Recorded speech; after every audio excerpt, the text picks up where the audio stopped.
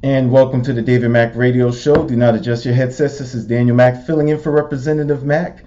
And I've got special guest Damon Fordham here with us today. And he's going to, as always, be bringing some magnificent knowledge and insight to all the current events and things that are going on, and also be able to provide a historical perspective as well, something that's a perspective that he's been doing for whether it be tours in the Charleston area, educating at Citadel, just tons of things. So we all know that if you want to know about history from the nation's perspective, and especially here in the Low Country, we've definitely got that expert here in the house. Do want to, before we begin, just want to let you know that Representative Mack is doing well, even though he is retired from the State House. Duty still calls, and there's different things that he does have to be prepared for. So all is well on the health side, just staying busy. But we do want you to also know that this show is sponsored by the Friends of Jim Clyburn. So Friends of Jim Clyburn, we want to thank them for supporting the show and also all the things that they do as far as politics and getting the word out about elections and the issues that matter at hand.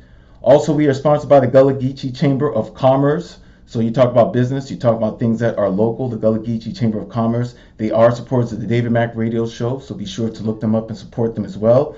And also Dr. Ine Kanafu at 5390 Dorchester Road, Premier Medical Center in North Charleston. Premier Medical Center, Dr. Ine Kanafu, 5390 Dorchester Road. More than any time before, you've got to make sure that you're taking care of your health. So as we talk about the pandemic, one of the major things we just have to do is make sure our general health is doing well. So make sure you check him out. If you don't have a primary care provider, he will be there to assist you with that. And with that being said, since we are back to having guests back in the studio, we want to welcome again Dr. Damon Fordham. How are you doing there, sir? Pretty good. Glad to be back as always, because, this is my roots essentially, because myself and your father, David Mack III, we were doing this on WPAL over 20 years ago in the 90s when I was a newspaper columnist. So it's always good to be back on the show. Absolutely, and just even starting there with being starting off as a newspaper columnist or just being involved in media, that's one of the biggest things I wanted to talk to you about today. Because with the media, and it was just kind of interesting, it was related to entertainment, but I feel like entertainment and sports gives a clear mirror to what's really going on with people, because when it comes to what entertains them and also their sports team, they can't lie. They can always try to fudge the truth or try to mix words with, but when it comes to their team, for some reason it's like they're brutally honest, and also with their entertainment. And they talked about how villains years ago or decades ago, it was very black and white, it was fairy tale, it was this or that, and then as America started to become more introspective, beginning with Vietnam and things, basically the heyday of World War II, it was just Hitler bad, America's a great hero. And then it came into Vietnam, the first time that people were actually pushing back against us being the good guys, like what are we really doing over there? And it talked about how now you have villains where it's ambiguous. And one of the examples they gave was in Black Panther, you had several people who were actually rooting for the villain in Killmonger, who had for those who have seen the movie, of course, he had a very militant style and he was looking to take over these systems. But anarchy, when you have a system that works the way it does currently, you wonder, like, am I an anarchist if I feel like this system is wrong and needs to be taken down and built back up from the ground, and how do we make sure that it looks different? So one of the things they said that corresponded, because I'm going to ask multiple questions based off this show that was interesting, but the first being, they said, is that you start to see more villains pop up in entertainment, and it kind of corresponded with the same time people having less faith in their government and their media and just people who are in charge, period. They just stopped trusting corporations, their government, and their media. And there was like a big drop off after Nixon and Watergate, especially. My childhood. And interestingly enough, so just want to get your take, and just with the media part, to focus on that. How do we get back to there being credible media, or people trusting the media again? Well, first of all, the people who know better will have to demand that, because what's happening right now is that people are exploiting the emotions of the people more so than they are concerned about things with dealing with truth and such. Because, like, say for example, right now with the Republican Party, Okay. Mm-hmm. Now, contrary to popular belief, after Barry Goldwater and Lyndon Johnson in 1964, then Strom Thurmond went into the Republican Party. The Republican Party did not immediately shift to being the party of white people in the South. That took up until a little after the Reagan era for that to happen, because the South voted for Jimmy Carter as late as 1976. Okay?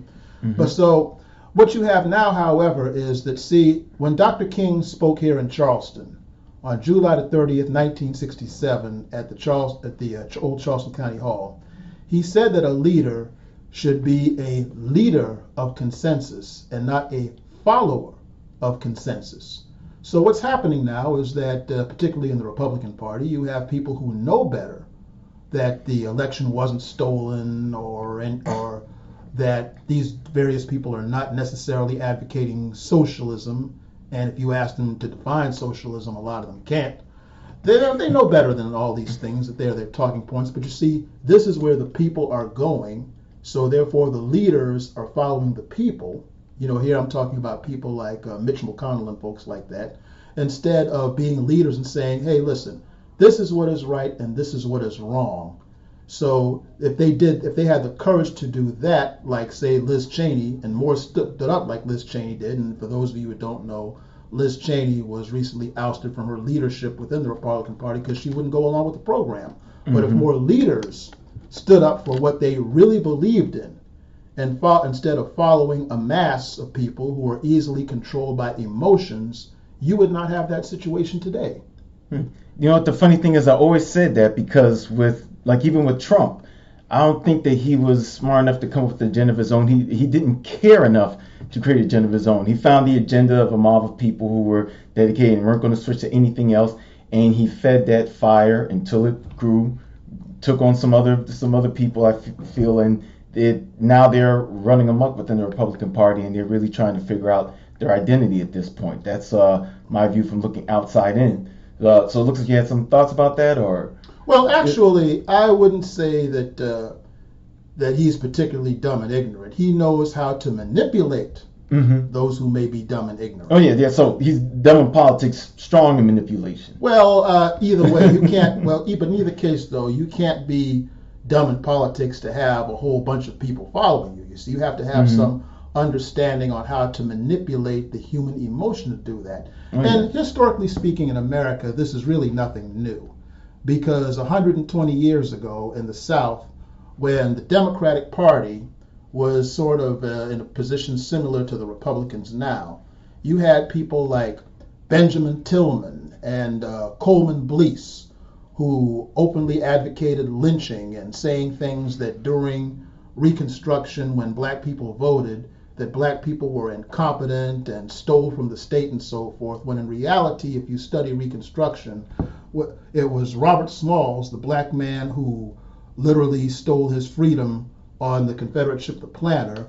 On January 23rd, 1868, it was he who announced the start of what would be the public school system in South Carolina, you see, and they were advocating such things as mental institutions and care for the poor and things like that.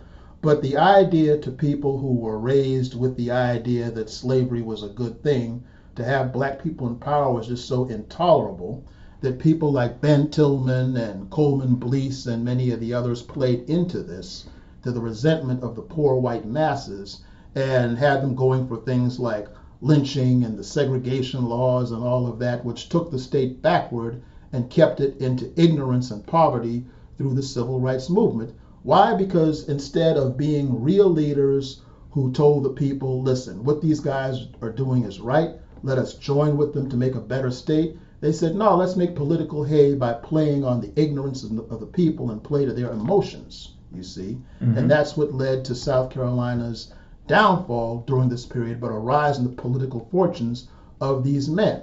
So this kind of goes back to the old saying that was done by Jorge Santayana at Harvard in 1896, those who don't remember the past are condemned to repeat it. Yeah, absolutely.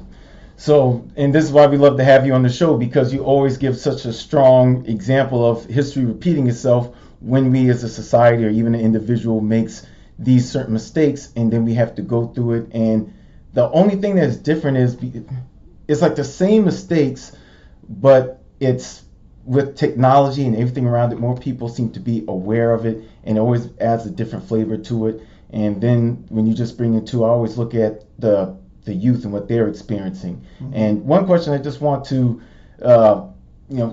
as far as just indicators of going into the future, what our kids are experiencing right now, because as you just mentioned, in your childhood, to see President Nixon and right. how that was going to influence, how that influenced your view of politics moving into the future. Even just looking at myself, growing up from 81 to 88, I just knew Ronald Reagan. Right. And the thing is, even though he was my president, I remember seeing him in school and Nancy saying, just say no to the kids and everything else. And I didn't really understand politics. I knew that there was something about him my father and grandfather didn't like. I didn't understand it at the time. But at the same time, he was still the president. They never talked about him like a dog or they was a respectable man. They just said, I disagree with how he does it. They just weren't in so many what he was doing. I get that. Yeah.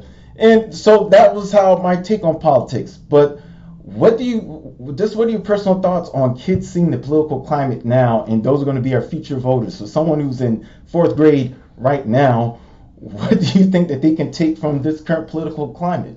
Not much that is good, and let me explain what I mean by that. Oftentimes when people are involved with academia and they're intellectuals, they tend to consider themselves above the people. And they don't really know what's going on among the average Jane and the average Joe. And they don't know how to talk to the average Jane and the average Joe. Because if you notice, even in this discussion, and whenever I've been here in the past, and whenever I write an article, I write and speak so that the average Jane and the average Joe can understand clearly what I'm talking about.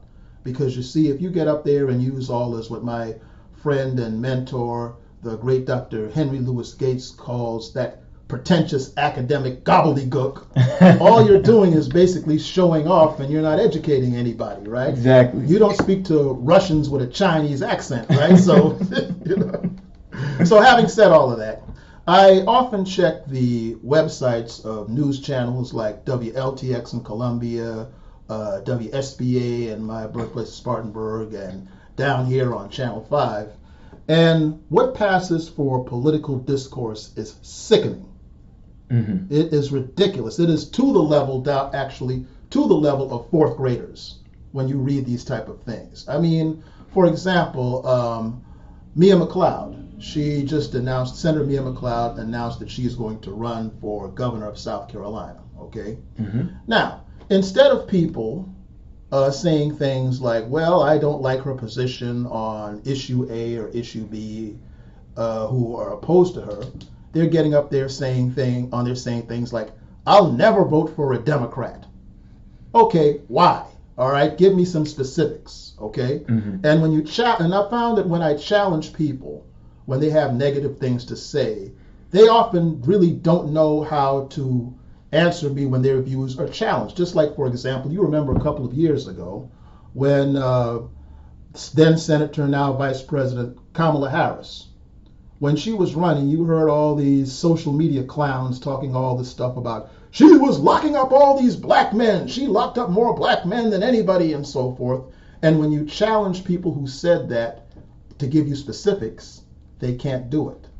Why? Because these people are not leaders. They are followers. They go by what talking points hit their emotions, you see. And because they believe in the sources that are telling them these things, they don't take the time, or even in many cases know how to do the research for themselves, because they're under the impression that Google is research, and Google is not research, okay? You have to dig deep to find different sources in order to get real information, and a lot of people don't know or don't have the inclination to do that nowadays. So if you have this juvenile level of politics going on here in these United States today, let me share this with you.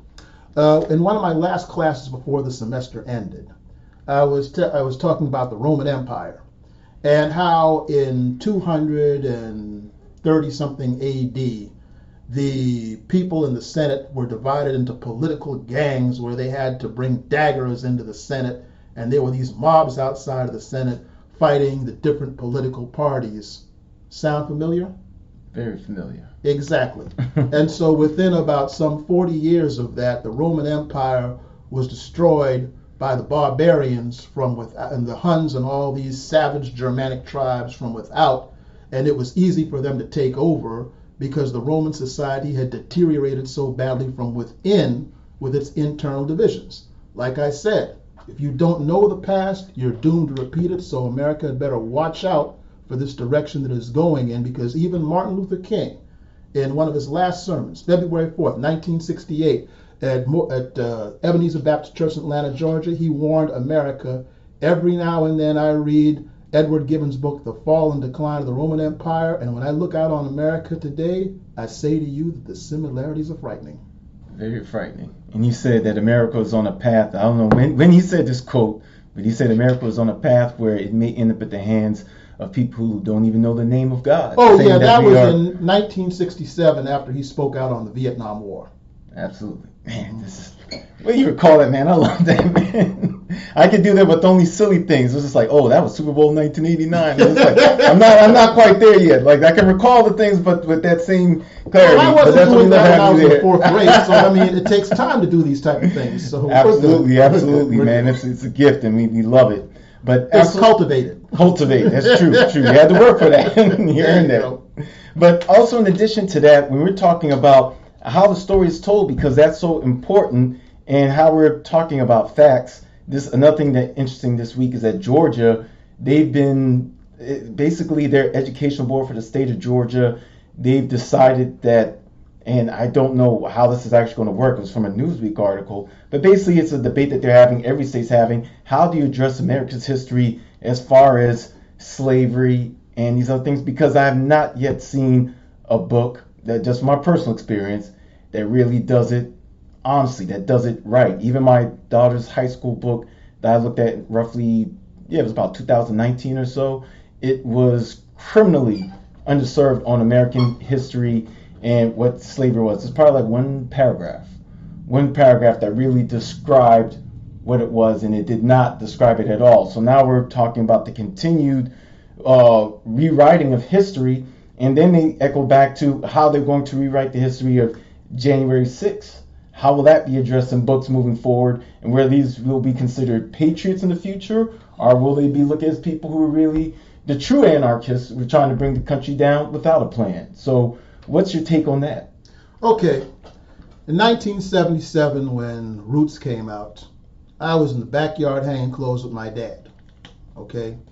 And my dad was a teacher. He taught science. He didn't teach history. But I later learned that he heard the great Carter G. Woodson, the father of black history himself, speak when he was at South Carolina State back in 1943.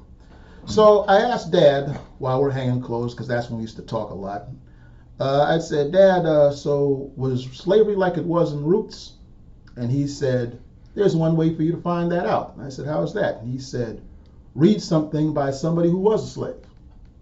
See, that would be firsthand knowledge of that. And so that's what led me to getting into people like Frederick Douglass and Harriet Jacobs, who wrote about their experiences of being enslaved. And then, too, you had what was called the WPA Slave Narrative Project, 1936 and 1939, where they interviewed formerly enslaved people throughout the South as to their experiences. And you can easily find this online, and there's several books about it. The South Carolina volume is called Before Freedom When I Just Can Remember. You can get this out of most of your bookstores and your libraries. So if you want to know the real truth about what slavery was like from the people who experienced it, it's there.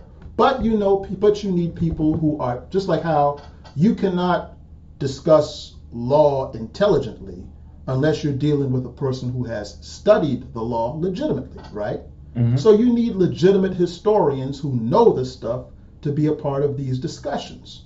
If you want to know about the difference between real history on one end, or whether it is right-wing propaganda versus left-wing propaganda on the other, because again, these are not things that are taught to the average Jane and Joe, and this is the kind of thing that I try to bring out to the average Jane and Joe, so it'll be part of their arsenal so that they will know better when dealing with these things so they can do better.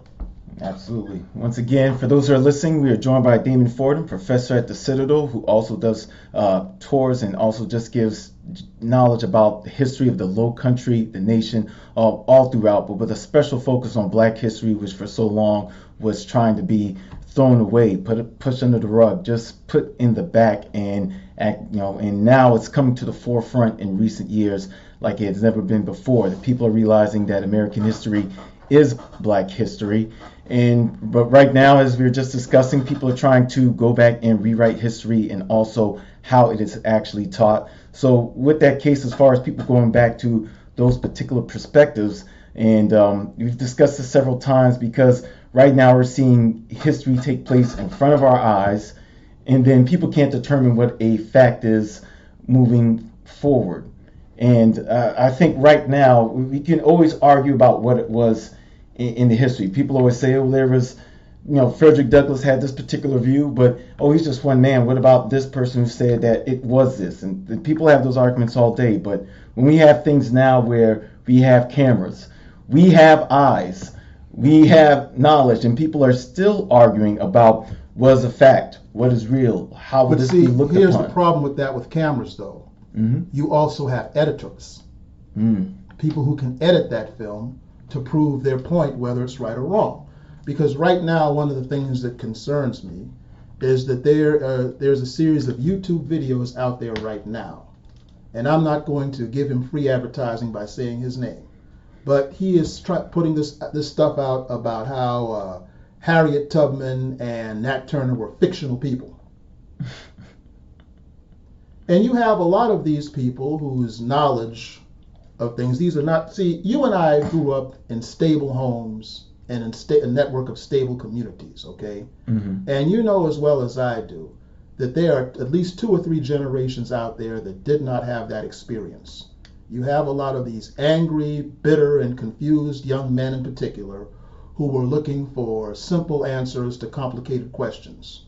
And mm-hmm. so therefore, without the type of guidance that you and I had, they're often looking in the wrong places, you see. So you have a lot of these guys back in the day, they would get this stuff from conspiracy theory jawjackers in the barbershop, and now the conspiracy theory characters are now on the internet, and they are using these weapons of mass distraction on young people mm-hmm. of that, and they're taking them off of the things that they should be looking at that and misdirecting their anger where they're going nowhere. In other words, what Hillary Clinton said about, as she put it, the deplorables, quote unquote, who follow Donald Trump, this is the blackface version, you see. Mm-hmm. And so they're vulnerable to these type of things. And this is why I often tell my fellow academians that there are times when y'all need to get out of that ivory tower and get back on the street where the people are. Go on Facebook, go on YouTube, go on social media, and put your truth out there so you'll be like what Elijah Muhammad once said to Malcolm X. One time, the Honorable Elijah Muhammad in the book, and it was later recreated in the movie, he said, what you do is you don't waste time arguing with these fools. You take your clean glass of water out there and put it before the people, and then you put a dirty glass of water before the people and put them side by side and tell the people to make a choice. That's all you can do. Exactly. That's really all you can do. And I'm glad that you mentioned that, because I gotta admit, I was a little bit concerned when I was looking at the younger generation, and all distractions is it. I was just saying, you got the war for your life going on right now before you even can get the age to vote, and you're trying to tell them about that. But YouTube's trying to get them to determine which platinum artist is in the Illuminati instead. You know what I mean? I'm just like, okay, so that's what we need to be worried about right now. Y'all knew World War III was knocking on our door before the pandemic hit. Well, first of all, let me just say this about this Illuminati nonsense, okay? All right, there was a group called the Bavarian Illuminati in the 1700s, mm-hmm. but it died out around 1793, okay? There mm-hmm. is no organization under that name that's controlling anything right now. That is, if you look past YouTube, you cannot find anything past YouTube to verify things like that, because they're making this up and they're using it again to abuse the bitterness of the young people right now. Mm-hmm. So they're going in all these different directions when in reality there are much better things and more important things that they should be concerned of. But again, if the young people don't have anyone to tell them any better, because you see, in life you have to remember this. In this world, there are few leaders and many followers, few teachers and many students, because the average person is going to think along the lines of impulse and emotionalism. Okay? There are only a few in every crowd that are going to break out of that and think on terms of reason and logic. And this is what Plato, back in ancient Greece, in the Republic, he referred to this, that the ultimate leader is what he called the philosopher king, the person who understood how to rule with the use of reason and logic and wisdom to help the people guide their emotions in the proper direction to benefit society, and that's still true today. Absolutely. So emotion not being the main leading factor.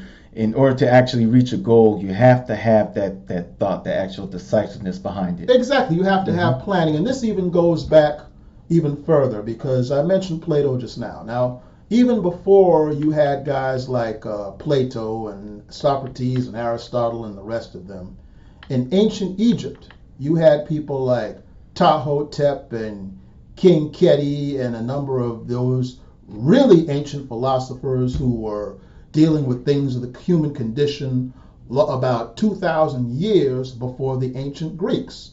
For example, I was just telling you about Ptahhotep. He's believed to have written one of the oldest known books in the world, The Teachings of Ptahhotep.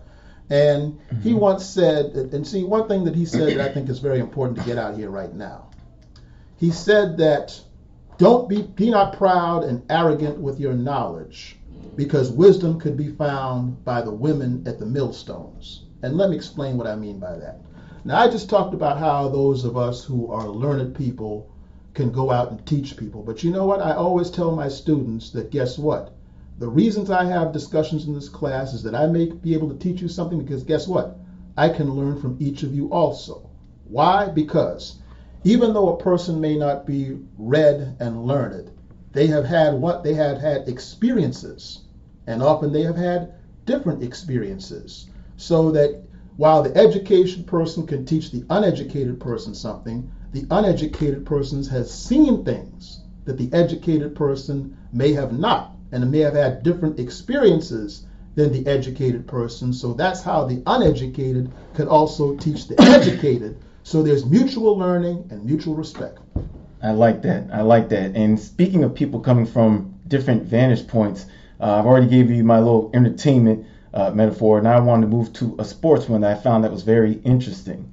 And now Danny Ainge is and I hope anyone who doesn't watch a whole lot of sports, because and I'm not, which is fine, because it's not about the sport itself. It's about the business and the personalities. But you have Danny Ainge, who came up as a Boston Celtic, and it's kind of interesting because there's a whole lot that's packed into this. But with the Boston Celtics, you're talking about a city and a sports franchise that's experienced a lot of racism, and it's as far as that city, it's funny. You have a sport that they support, but it's mostly black athletes.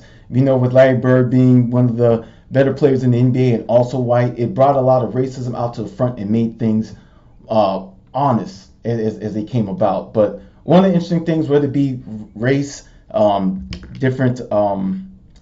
basically different generations, how they relate to each other. Danny Ainge, once again, he was a player in the 80s, general manager of the team now.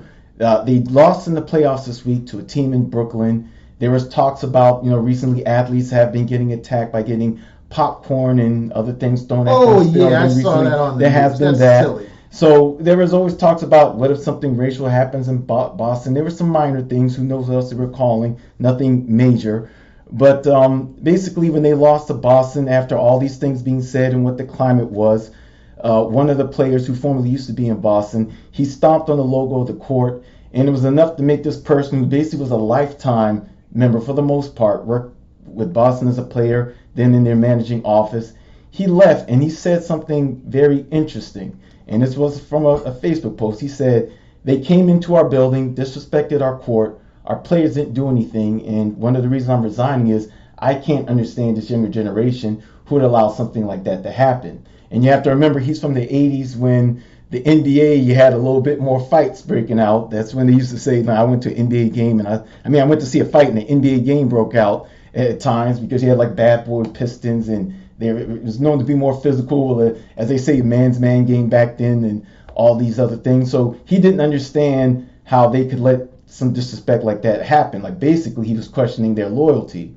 And with this post, what made it interesting to me is that the person who posted it said Danny Ainge does not understand, because it's not about loyalty anymore. It's about mobility. Being able to move. Basically, you have these players who, I might be with your team for 1 year, I might move next year, and so on. And so, yeah, I'm on the Boston Celtics this year, but the same way they used to just get rid of players when they were hurt or injured or not performing, now they're looking at the teams. What can you do for me now? And to me, that's interesting, because that is what is happening with people's relationship with kind of everything's being tested. We always used to have those type of loyalties to church, but now more people are saying, when it comes down to crunch time, what is church doing for me? I'm not calling any churches out, but I'm saying that there's people always who've done that. So it's more about mobility, where they'll either move to a different church or even a different belief if it suits them. A lot of times with political parties, it's like, if I'm going to, same thing, if I'm going to elect you, well, what is it that you're going to do for me immediately, or so on. And if it's not everything, you have some people be like, well, 9 out of 10 things we agree on, but if you're not on this 10th, then you're not for me. And so I'm not, it just is where we are. I'm not saying it's good or bad. You have to have a certain set of loyalty, but at the same time, you do have to have a certain set of mobility. And with where people are putting their beliefs, so to you, with that particular balance, where would you put that, or say is a healthy balance, or is that even what you see in society yourself? Well, now that's an interesting analogy. I hadn't, of course, me not really being much of a sports guy, I obviously didn't think about that until you just mentioned it. But I do see what you're talking about in regard to churches, is even the idea of neighborhoods and that sort of thing, because, because you and I mean, definitely was the case with your father and your grandfather, grew up at a time where people of multiple generations stayed in neighborhoods. And your friends were often the children of the friends of your parents and the friends of their grandparents, and so on and so forth. So I see what you mean by that, in that people would have allegiance to, like, they would stay at the same jobs for generations and such. And people don't think like that today. People now, they go all over the country and they have no understanding of a sense of community. Now, that's not to say that you should stay in the same neighborhood all your life. I'm not saying that. But at least you should have some understanding of foundation and roots and culture and all of that, to where I can tell my younger cousins up in Spartanburg about Spartanburg, and I could tell the younger kids in Old Village, Mount Pleasant, where I grew up, about what it was when I was a boy there, and that sort of thing. See, you need to have a sense of grounding in something at some point in your life. Now, that doesn't mean that you should stick with things when they're going the wrong way, but at least have a sense of home, a sense of place, a sense of continuity with certain things, because it helps ground your identity as a human being. It's one thing for me to say I'm black, but it's also another thing to say that I am a Methodist, or that I graduated from the University of South Carolina, or that I grew up in Friendship AME Church in Mount Pleasant and so forth, or that I am a South Carolinian, to where whenever I go anywhere in the United States and Canada and I meet another South Carolinian, I identify with them and we have a conversation. Or like some years ago, I was in Los Angeles at a hotel and I'm in a bar, and I hear this young lady with a southern accent, and she goes, I said, well, where are you from? And she goes, Birmingham. And I said, oh, well, I've spent a lot of time in Birmingham. Do you know so-and-so and such and such? And so we were able to converse on that level by us being both from the South in a place that's outside of the South, you see. So where we have that commonality, we can come together. That type of thing is important in human relations, that when you go different places, you identify with people who have that sense of commonality, and it helps you with a sense of well-being as a human being. So you have to have some loyalty to something, but that loyalty must be done with sense, to where you have enough sense to know that if your community is thinking the wrong way, if you're dealing in a church where the pastor is some sort of miscreant type character who is stealing the money and messing with all the women and all that stuff, or preaching false doctrine, you should have enough sense to know when to go. Okay? Or if you are loyal to a politician and the politician turns out to be some sort of crook or a sexual deviant or something like that, or is saying things that are against your values, then you should know when to go. And that same is true when your political party is doing things like that. And if you have a leader who is engineering things that what happened on January the 6th, I think you should have enough sense to know that's the time to go.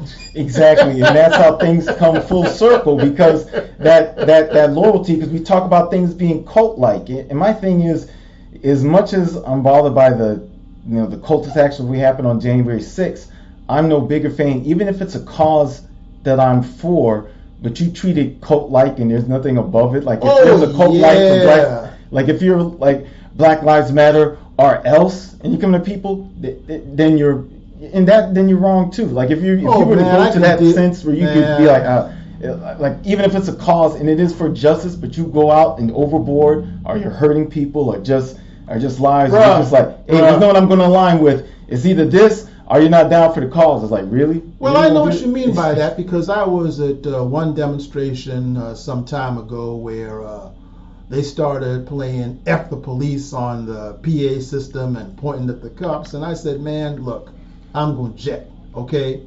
Because, see, while I could definitely get down with the idea of protesting against police injustice, but when you stoop to that kind of level and start doing that sort of thing, it's like, what makes you better than your enemy, you see?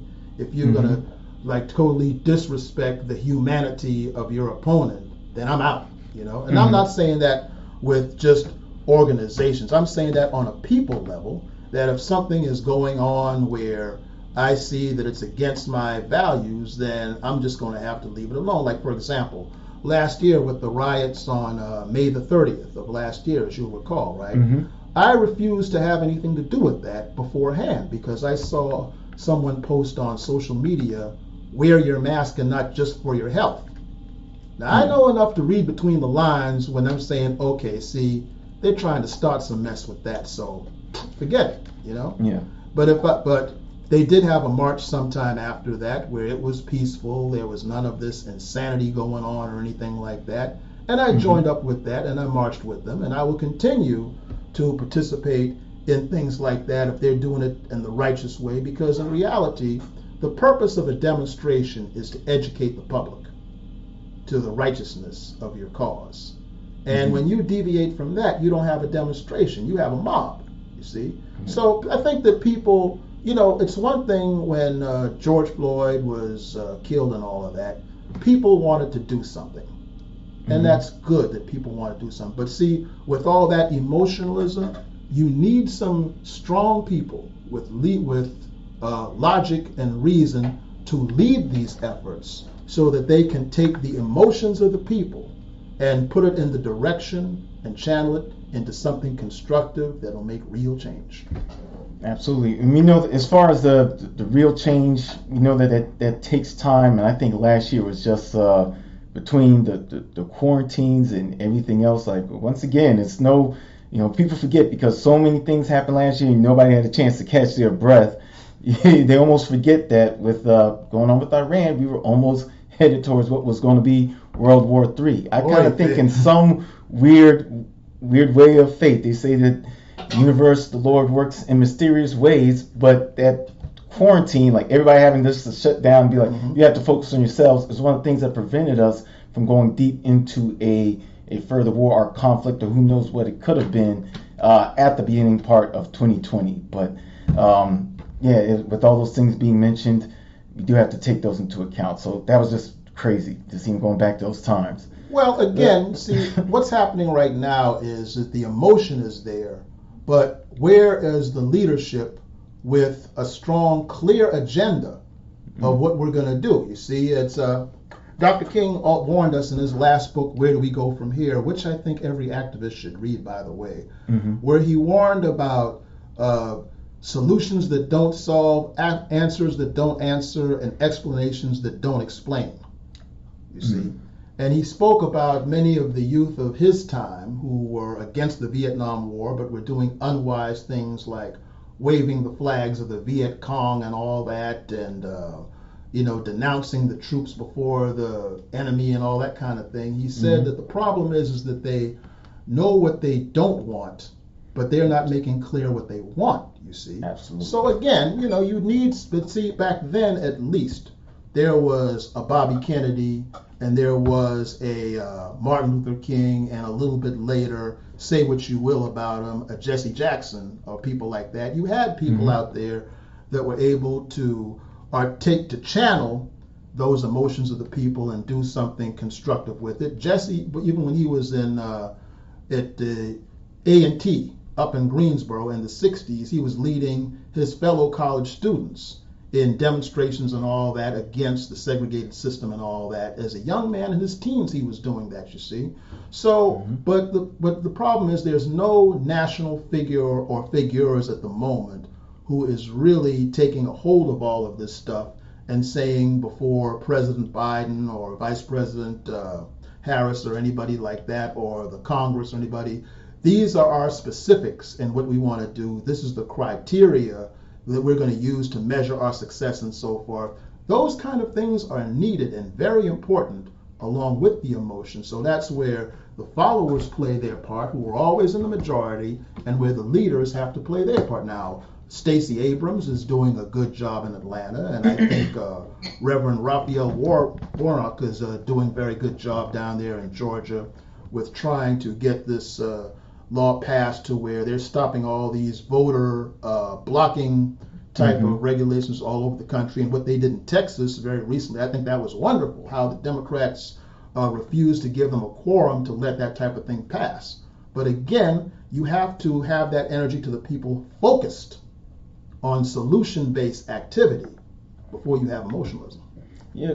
One thing I also want to add to that as well too is, how do we go about, because this is something I was really wrestling with last year. I was saying to myself, it seems that America does go through these cycles, and we do. And the change, it comes slow and it makes its progress, but however, it just says at its best, what can it really look like when we know that the way that the systems were actually devised, there has to be someone at the bottom. And that's not just America, that's like a global economy. There's a reason why that term third world country even exists.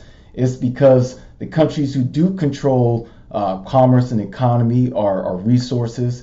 It's almost like a marriage between finances and also military might and power. Financially, we are not the strongest nation, but we do have military might and power that always accounts for something, and the other countries just don't want to see us fail. The globe doesn't want to see us fail because it's all this system and just say, all right, we'll be the ones in charge. And then there's China right behind us. Exactly. And the threat that Russia can pose as far as it, but then also just the UK and their control of banks. It's a lot going on. It's definitely a lot. So in regards to that, when people say, because I'm one of those that say, when you have a system that was created from the beginning that has this type of, we know with our founders, geniuses as far as policy, but we know as far as their morals and ethics, that's a whole different story. But within that, they create a system that we can still get it to mirror what we want in this country if everything is done right. Like if we have people who are actually following the letter of law and people are participating in it, it could be our true reflection of our society. And as good as it can get, is that strong enough for people? People, there's called anarchists who want to tear everything down and build it back up. But do you think that we have enough of a framework that we can actually get America to reflect its true strength as is? Or is it one of those things where people have to look at each other and be like, hey, what we have now is not working. We almost have to start completely over, no matter, we know it's going to be a huge task, but at the same time, we are America. We can live up to it if we're great as we believe we are. So which one do you see being more Well, that plausible? depends on what you want, because see, the problem with this comes in that a lot of people deal with idealism over reality. Okay, and this is why I said you definitely need concrete goals with structure and criteria for success and all that. If you're going to try to do this whole utopian business where you have this perfect society where there's no poverty or anything like that, where has that ever existed anywhere in humanity? Okay? Because you see, the truth of the matter is there is this dark side of human nature that prevents this heaven on earth or anything like that. So what the goal is not to eliminate poverty, because that's not going to happen, okay, no matter where you go, but to make it so that the people who don't have as much as the others have enough to survive and live in decency, okay? So people talk about socialism and Marxism and all that, right? Mm-hmm. Okay, look at where that got Russia and China. Do you want to live like that? No. Okay, so then you talk about a social democracy that you have in, say, Sweden and Norway. Well, you got to remember this. What is the population of places like Sweden and Norway?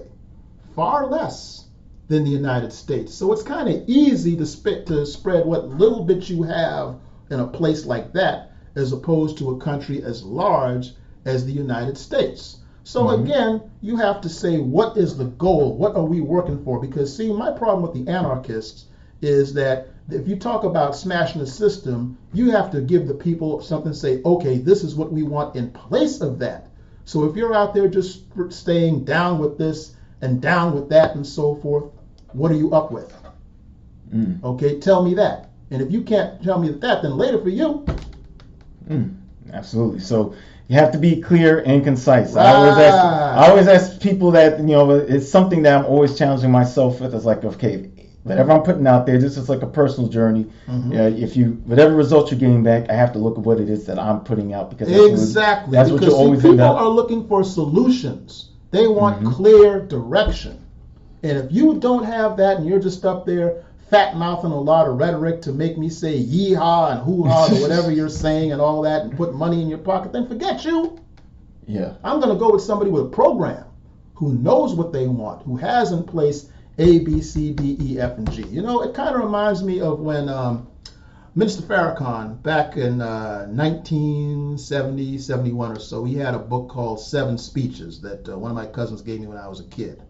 And he addressed a rally with the followers of Angela Davis and the Black Panther movement, right?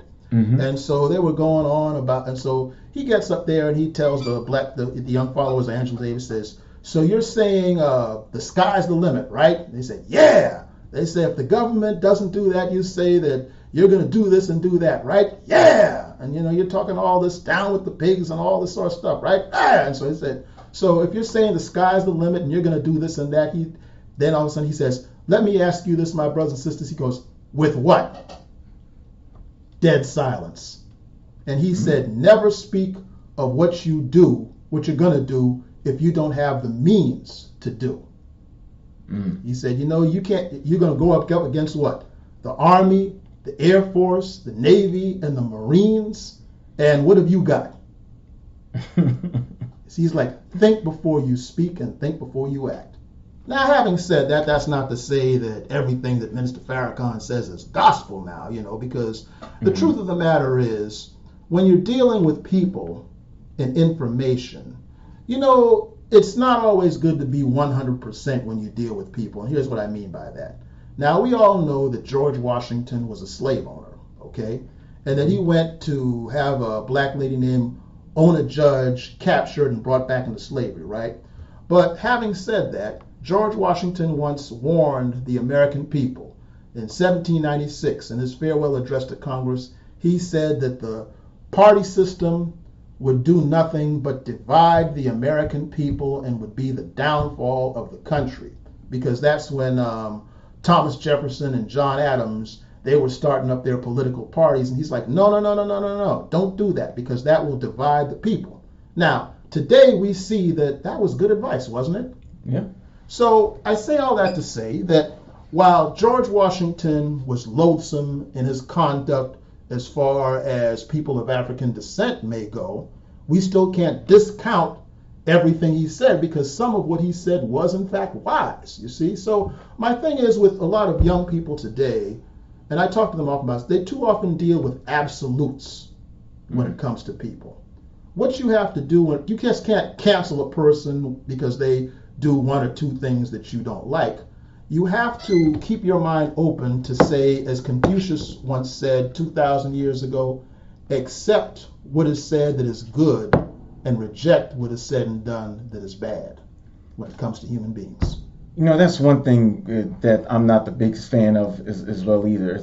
Now with canceling, there's some things that just need to be canceled, brought to a stop. But for like there were just certain things where a person on The Simpsons who had voiced a black character at one time, or there's several cartoon people. Yeah, Apu, and there were just several characters among different shows, even like some childhood shows or some new ones that say, well, we're not going to voice anyone. And my thing is, I don't know about you, but that was really not keeping me up at night.